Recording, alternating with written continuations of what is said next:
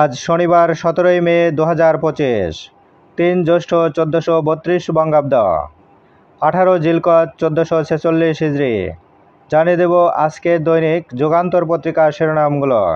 নানামুখী সংকট, রাজনৈতিক দল ও বিশ্লেষকদের অভিমত, নির্বাচনের পথেই সমাধান।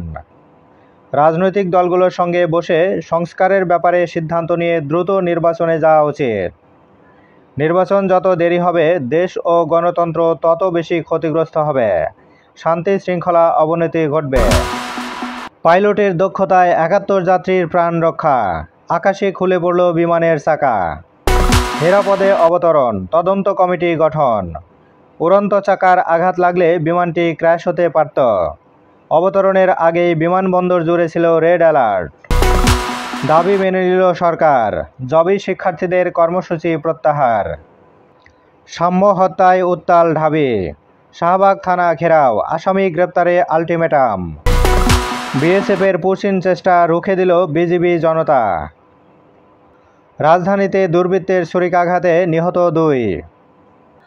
এবার শেষের পাতা। পাচারের অর্থ ফেরাতে চুক্তি হচ্ছে। আরব আমিরাতে 6 শিল্প গ্রুপের সম্পদের সন্ধান।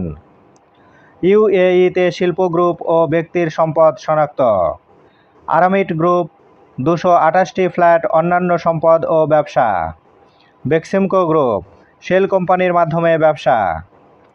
নাসা গ্রুপ সম্পদ ও বিনিয়োগ মাধ্যমে ব্যবসা।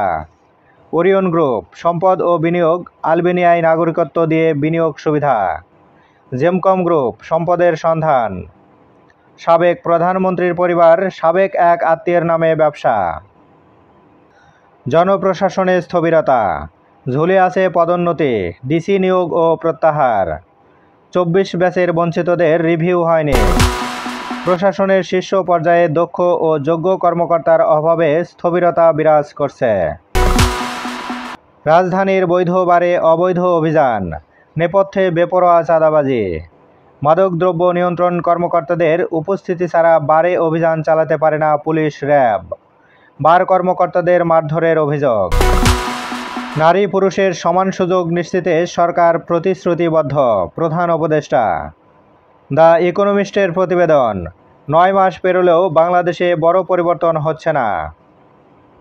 দেশের বিরুদ্ধে দেশি বিদেশি ষড়যন্ত্র শুরু হয়েছে, বললেন জামাত আমির। সীসা লাউঞ্জে অভিযান ঘিরে লঙ্কা কাণ্ড।